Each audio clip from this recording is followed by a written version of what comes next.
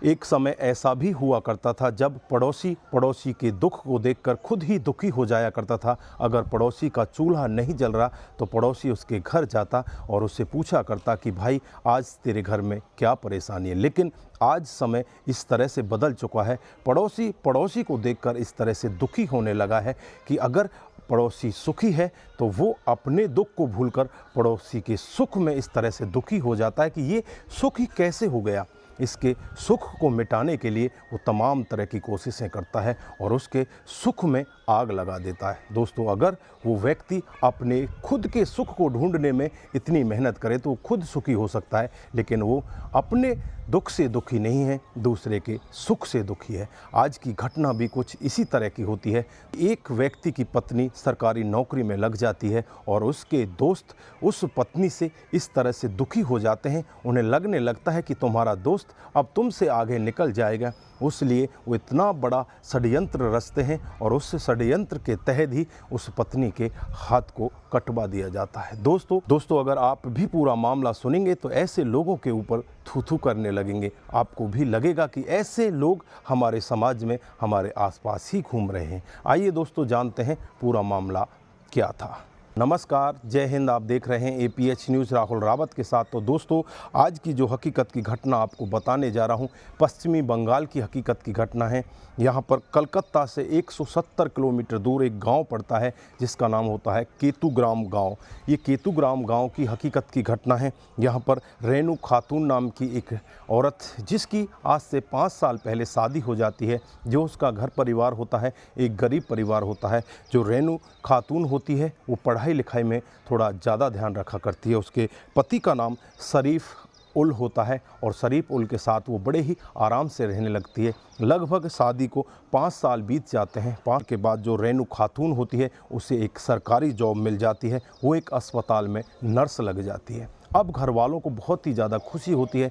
रेणु खातून होती है इस सब के बारे में अपने भाई अपने माता पिता को भी बताती है, तो वो भी बहुत ही ज़्यादा खुशी होते हैं और कहने लगते हैं कि बेटी अब तेरा गुजारा अच्छे से चल जाएगा, क्योंकि तेरा पति भी घर पर ही रहता है, वो भी कोई कामकाज नहीं करता। इधर पति भी बहुत ज़्यादा खुश होता है, उनके परिवार में भी खुशी की लहर होती है। इस खुशी को बांटने के लिए वो एक पार्टी का आयोजन करता है और अपने घर पर अपने 3 प्यारे दोस्तों को बुलाता है। दोस्त भी तैयार हो जाते हैं और खुशी खुशी शरीफ के घर पहुंच जाते हैं। इनके घर में एक बैठक का कमरा होता है, उसी कमरे के अंदर ये चारों लोग बैठ जाते हैं और जो शरीफ के दोस्त होते हैं वो वहां पर बैठकर कहने लगते हैं कि यार आज इस खुशी को और बढ़ाया जाए, क्यों ना यहाँ पर दारू की पार्टी की जाए। उसके बाद शरीफ खुद जाकर दारू ले आता है और उनके खाने का सामान ले आता है। फिर चारों बैठकर बड़े आराम से शराब पीने लगते हैं। शराब जैसे ही ख़त्म होने को होती है उससे पहले जो इसके दोस्त होते हैं वो कहने लगते हैं कि भाई तेरी पत्नी सरकारी नौकरी में तो लग चुकी है,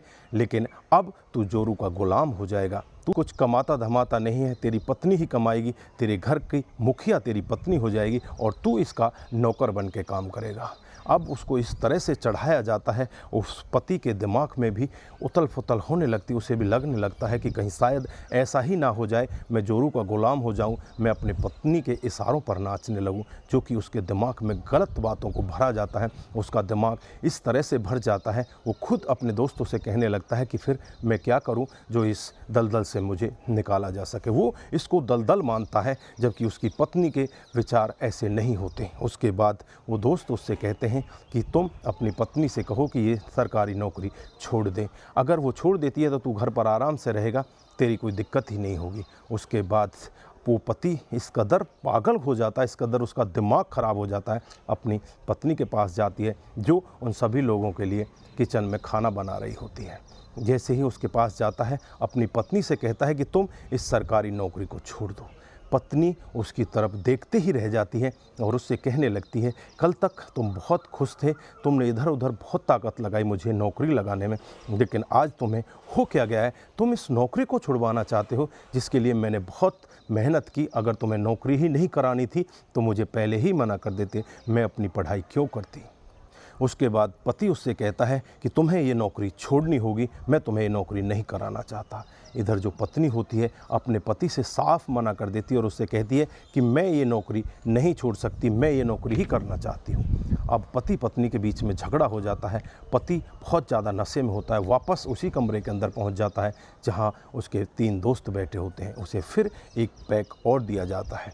पैक पिलाने के बाद उसका दिमाग 7वें आसमान पर पहुंच जाता है। जो दोस्त होते हैं उसे और चिढ़ाने लगते हैं और कहने लगते हैं कि देखा, तुमने अभी तुम्हारी पत्नी एक दिन भी जॉब पर नहीं गई है, लेकिन अभी से तुम्हारे ऊपर इतने रौब गांठ रही है, अगर ये नौकरी में लग गई तो तुम्हें जीने नहीं देगी, तुम्हें एक कुत्ता बना देगी। इस तरह के शब्द उसके सामने कहे जाते हैं तो उसका दिमाग और ख़राब हो जाता है और फिर वो कहने लगता है कि मैं करूं तो क्या करूं। जो 3 दोस्त होते हैं उससे कहने लगते हैं कि इसके हाथ को ही तोड़ डालो, अगर इसका हाथ ही नहीं रहेगा तो इसको नौकरी कौन देगा। फिर वो कहता है कि तुम मेरी पत्नी को पकड़ लेना, मैं इसके हाथ को तोड़ डालता हूँ। फिर वही पति होता है शरीफ अली, वो अपने दोस्तों से कहता है कि तुम मेरी पत्नी को पकड़ लेना, मैं उसके हाथ को तोड़ दूंगा। फिर तीनों दोस्त खड़े हो जाते हैं, उसकी पत्नी के हाथ को पकड़ लेते हैं। इधर जो पति होता है इतना बेरहम हो जाता है, अपनी पत्नी के हाथ के ऊपर लगातार हथौड़े से वार करने लगता है। पत्नी चीखने लगती है, चिल्लाने लगती है और जो दोस्त होते हैं वो यहाँ से फरार हो जाते हैं। और जो खुद पति होता है शराब के नशे में इस तरह से धुत हो जाता है, वहीं पर बेहोश होकर ज़मीन में गिर जाता है। अड़ोसी पड़ोसी वहाँ पर पहुँच जाते हैं। अड़ोसी पड़ोसी उस रेनू खातून को उठाकर नज़दीकी हॉस्पिटल में ले जाते हैं। वहाँ जाकर उसे आगे दूसरे हॉस्पिटल में ट्रांसफ़र कर दिया जाता है, लेकिन वहाँ पर भी डॉक्टर साहब इसे मना कर देते हैं कि हाथ बुरी तरह से बिगड़ा हुआ है। फिर इसे कलकत्ता ले जाया जाता है और कलकत्ता जब बड़े हॉस्पिटल में इस औरत को ले जाया जाता है तो डॉक्टर साहब कहते हैं कि तुमने यहाँ लाने में बड़ी देरी कर दी, अब इसका हाथ काटना पड़ेगा क्योंकि हाथ बहुत ही ज़्यादा ख़राब हो चुका, अगर पहले आ जाते तो शायद मैं इस हाथ को जोड़ देता। उसके बाद डॉक्टर साहब ऑपरेशन करते हैं और उसके हाथ को काट देते हैं। दोस्तों, इधर जो पति होता है वो बेहोशी की हालत में वहाँ पड़ा होता है। उसके बाद माता पिता, उस लड़की के भाई बहन सभी वहाँ पर पहुँच जाते हैं और इस पति के खिलाफ मामला दर्ज कर देते हैं। इधर इन तीनों लोगों के खिलाफ भी मामला दर्ज कर दिया जाता है। पुलिस तुरंत ही एक्शन मोड में आती है और चारों लोगों को अपनी गिरफ्त में लेकर उन्हें जेल के अंदर भेज देती है। दोस्तों, इस घटनाक्रम को सुनाने का उद्देश्य सिर्फ आपको जागरूक करना है, आपको बताना है कि हमारे समाज में इस तरह के दरिंदे भी घूम रहे हैं, जैसे यहाँ पर आप लोगों ने देखा कि तो दोस्तों आप लोगों ने देखा किस तरह से एक हंसते खेलते परिवार को किस तरह से ऐसे दरिंदों ने उजाड़ कर रख दिया। मैं तो यहाँ पर पति की भी सबसे ज़्यादा कमी मानता हूँ, क्योंकि पति को उनकी बातों में आना ही नहीं चाहिए था। पति भी इतना ही बड़ा हैवान, इतना ही बड़ा शैतान बन जाता है जो अपने पत्नी के हाथ को काटने के लिए मजबूर कर देता है। तो दोस्तों, ऐसे लोगों को किस तरह की सज़ा मिलनी चाहिए जो भविष्य में और लोग ऐसे ना पनप पाएँ। दोस्तों, आपकी जो भी राय है एक बार कमेंट बॉक्स में ज़रूर दीजिएगा। दोस्तों के लिए बस इतना ही, फिर मिलते हैं किसी नए मूड के साथ। तब तक के लिए आप अपना ख्याल रखें, अपने परिवार का ख्याल रखें, सतर्क रहें, सावधान रहें और ऐसे क्राइम को अपने आसपास ना होने दें।